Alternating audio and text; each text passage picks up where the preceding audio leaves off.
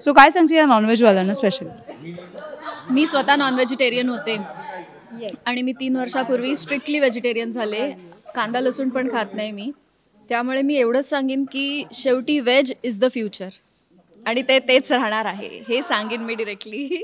ऐकलत, veg हे future आहे आणि खरंच आहे ही गोष्ट. सगळेच जण म्हणजे मोस्टली बॉलिवूडपासून सगळेच जण व्हेजिटेरियन झालेले आहेत. सो त्याला काही इलाज नाही आहे, पण नॉनव्हेज म्हणजे नॉनव्हेज बास. खाणार कमी चांगलं आहे, पण तेच ना जेवणात काय चविष्ट आहे आज ते मला जाणून घ्यायचं होतं. सो प्लीज ते सांगा, कोणी काय छान टेस्टी आणलेलं होतं? टेस्टी होतं हे लोणचं जे अस्मिता मोनिकांनी आणलं माझी बहीण. आणि जुईने आणलेली खिचडी पण खूप खूप सुंदर होती. आणि हिचं लोणचं बघा तो संपलंच आहे.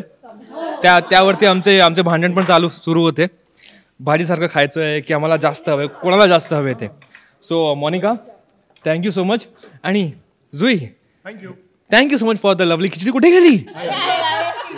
हा हे बघा इतकंच मला मिळालं.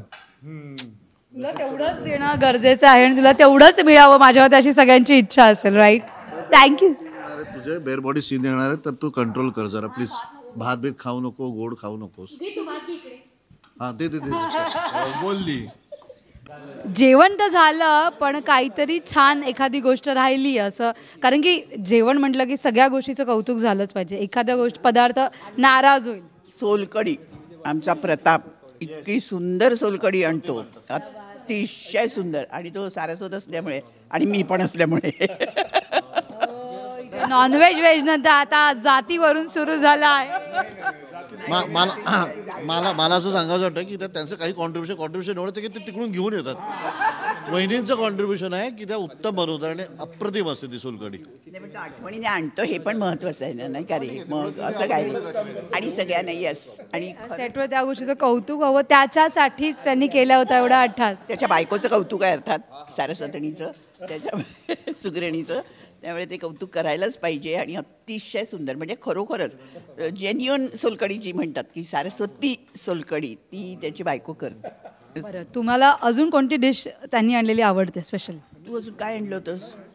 सोलकढी. तर सोलकढीच म्हणजे आम्ही तर त्याला सारखं म्हणत होतो, अरे काय हो सोलकढीचीच डिमांड. तुम्ही कोणती आणलेली डिश? संध्याकाळचा हे करते त्यांना चहा बरोबर काहीतरी असं स्नॅक्स वगैरे असं काहीतरी. कारण मला सकाळी शक्यच नाही. त्यामुळे मग मी संध्याकाळी काहीतरी असं सगळे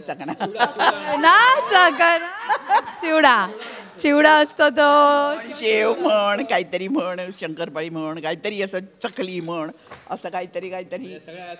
अमित, त्याला काय म्हणतात प्लीज? परत प्रेक्षकांना चिवडा म्हणतात की चकणा म्हणतात? चिवडा दुपारी असतो तो चिवडा. अमितला चकणा खूप आवडतो आणि तो त्याला चकणाच म्हणतो आणि तो चकणा होतो ते बघून. त्यामुळे त्याला ते खूप आवडतं.